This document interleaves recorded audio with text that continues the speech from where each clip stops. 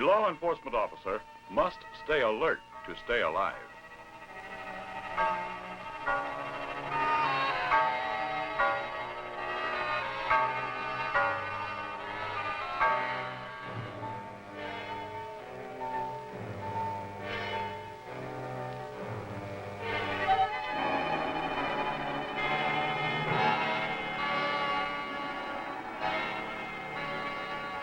Although you are quite vulnerable to attack, you are not defenseless. For the hands and other parts of the body are valuable personal weapons for defense and counterattack. The hand, used as a fist, is the most common personal weapon, but other parts of the hand may also be used effectively.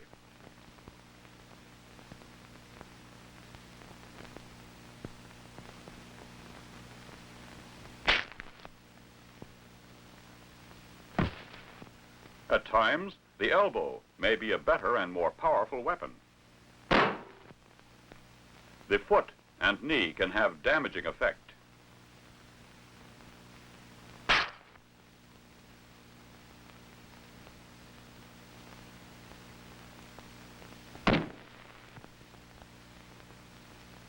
These personal weapons of defense are most effective when applied to structurally weak areas of the body. Blows or pressure directed against any of these vulnerable areas will cause severe pain, loss of consciousness, or even more serious results.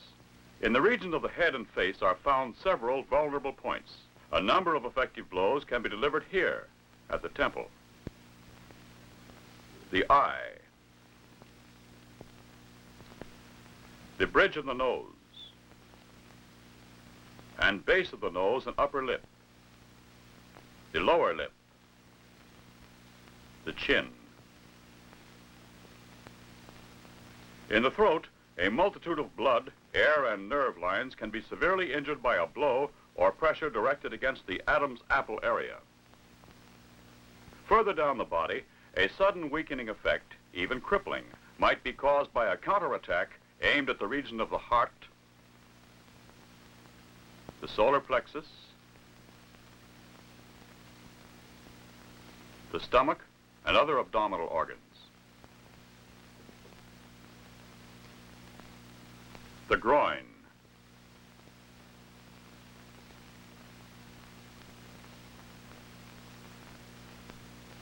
the legs and feet are particularly susceptible to injury through pressure directed against the joints or blows delivered to areas where bones are located near the surface of the skin.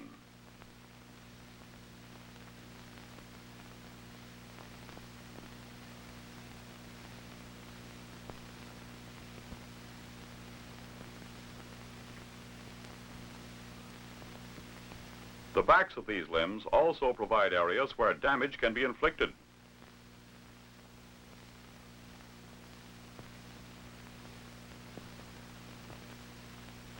The hands and arms are equally susceptible to injury through pressure against the joints or blows directed against bones near the surface.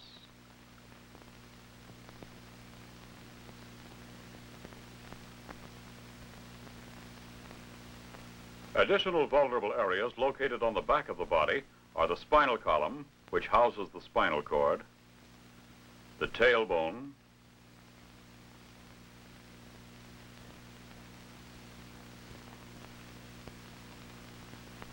internal organs such as the kidneys,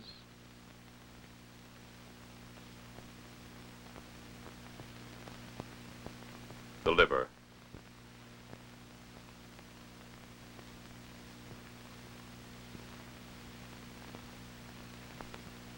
the back and side of the neck,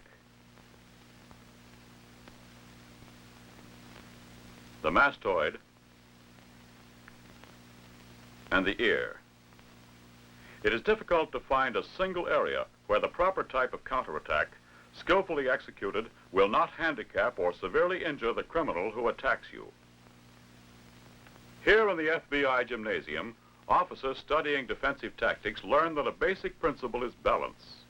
Only from a well-balanced position can you realize your maximum speed, power, and accuracy in physical movement. In achieving this type of balance, proper leg and foot position is of primary importance. One position of the feet offers better balance than another. But only by constantly shifting the feet and body with the direction of the attack can a well-balanced position be maintained. With proper balance, the principle of leverage can be employed. Leverage is a great equalizer. By skillful use of this factor, it is possible for you to overcome a stronger opponent. The hip throw illustrates how the muscles of the trunk and good general body mechanics can be used to put into practice the principle of leverage. Maximum strength should be directed against a point of minimum strength. The finger lock, more effective than a strenuous counter-assault. Despite physical appearances, always assume that your adversary possesses greater strength. Then use your strength to direct his movements. By pulling when he pushes, pushing when he pulls, it is possible to use the adversary's strength and momentum to your own advantage.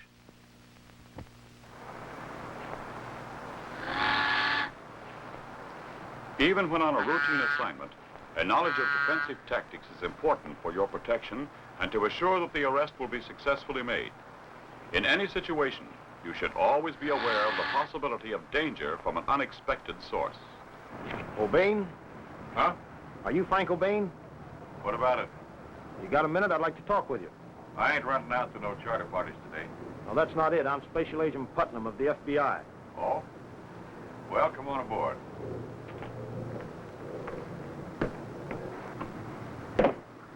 So what's on your mind? It's just a routine check, Frank. I just wondered if you'd heard anything about your brother Roy. I reckon you're going to have to ask him yourself. That's right. Get him up. Start the engine, Frank. My old pal wants to take a swim. Well, it's good to see you anyway, Roy. Knock off the chatter, pal. Get back. Frank, Hold it, both of you. Put your hands up. Way up. You just saw a criminal disarmed. His mistake was holding his gun within reach of the officer. Never hold your gun within reach of a criminal. This is emphasized in the FBI National Academy. Indeed, a formidable weapon, but only when handled properly. Disarming is a highly dangerous maneuver and should be attempted only when extreme necessity demands. Though the gun need not be in front of you, it must be within your reach. Judge your distance and act quickly without telegraphing your plan. To move the muzzle away from the body, you have less than half a second. In a large eastern city, two officers were about to make a routine inquiry in an effort to pick up information concerning a fugitive.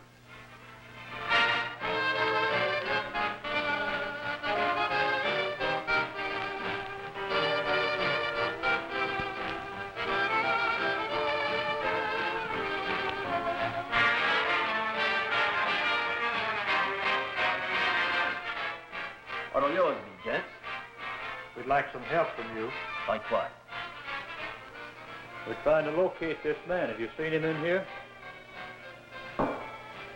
No, can't say as I have. A lot of guys come in here, you know, and... Look out! We're FBI agents. Come on, get up out of there. Get up.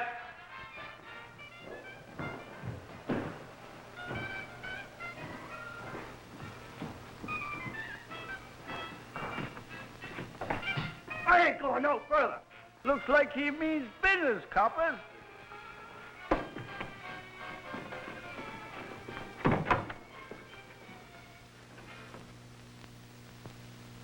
In this situation, the officer's hands were held together to form a wedge to catch the attacker's wrist. Then, a personal weapon was immediately used to subdue the assailant. When necessary to force a reluctant criminal through a doorway, tactics should be employed that take maximum advantage of his exposed, vulnerable areas.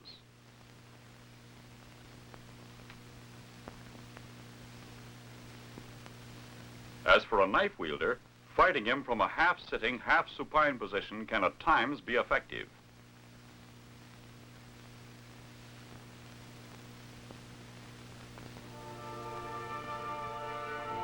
Now let's observe the experience of two officers tracking down some stolen property.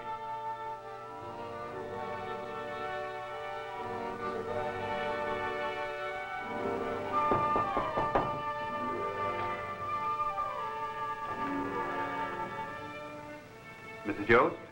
No, I ain't Mrs. Yost. I'm the housekeeper. What do you want? Well, I'd like to see Mr. Yost. Well, he ain't here. Do you know where I can find him? Well, you might find him down at the barn. Thank you.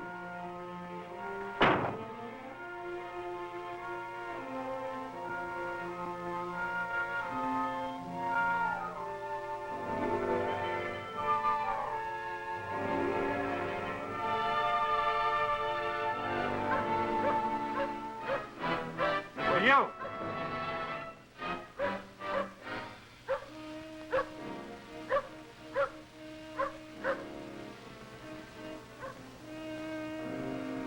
Mr. Yost?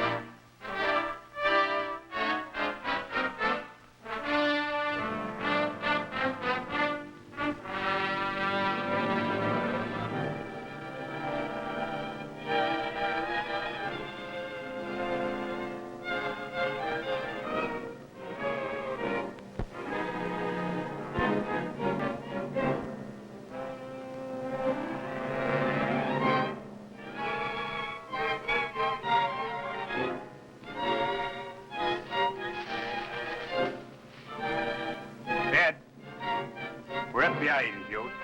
Have a warrant for your arrest and a search warrant for these premises. Come on, get up. I ain't a-going no place. I said get up. Watch him, Ed. We'll put him up against the barn over here and search him. In review, note the almost instinctive defense against the club. The blow is blocked, and the arm is immediately trapped. Before the attacker has time to recover, other personal weapons are brought into play, rendering him unfit for further combat. A come-along hold brings him to his feet and eliminates further resistance. Speed and surprise were effectively used to repel this attack, but knowledge and skill are worthless unless you are ready at all times, your whole body in balance, ready to defend yourself even in the most innocent-appearing circumstances. The FBI and other law enforcement agencies never condone the use of brutality or unnecessary and unreasonable force, but a knowledge of defensive tactics is essential for your protection and to discharge your responsibilities under the law. Training is necessary. Practice is important. Experience is not always the best teacher. In self-defense, you may get no second chance.